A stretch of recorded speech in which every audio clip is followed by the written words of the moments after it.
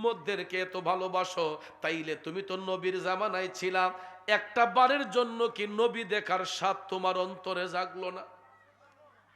এ ওয়াইসাল কারণে তুমি তো নবীর জামানায় ছিলা, এত ভালোবাসা তোমার সিনাতে থাকার পরও একটা বারের জন্য কি নবী দেখার স্বাদ তোমার অন্তরে জাগলো না?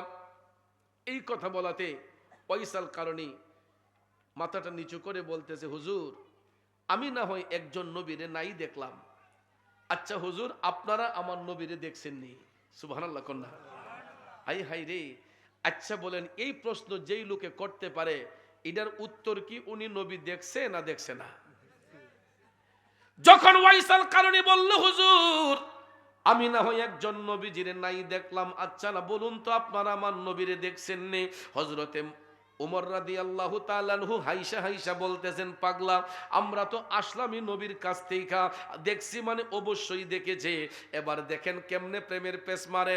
কয় আচ্ছা হুজুর বলেন তো, রসুল যদি দেইখা থাকেন আমার নবীর কপাল মুবারকের ব্রু মুবারক গোলা জোড়া লাগানো ছিল নাকি আলাদা ছিল? সুবহানাল্লাহ। এই প্রশ্ন যেই লোকে করতে পারে, এটার উত্তর কি উনি নবী দেখছে না দেখছে না? হযরতে ওমর মওলা আলীর দিকে তাকাইয়া বলতেছেন, আলী পাগলা এই প্রশ্ন করলো কারণটা কি? তারা দুইজনে এই কথাটা নিয়ে তাকরার করতেছেন, গবেষণা করতেছেন। এই ফাঁকে ওয়াইসাল কারণে আরেকটা প্রেমের খেলা খেলছে। কলম হাতে নিয়ে আমার নবীজির কপাল মুবারকের চিহ্নটারে অঙ্কন কইরা কয়, হুজুর একটু দেখেন তো, এটা চিনেননি?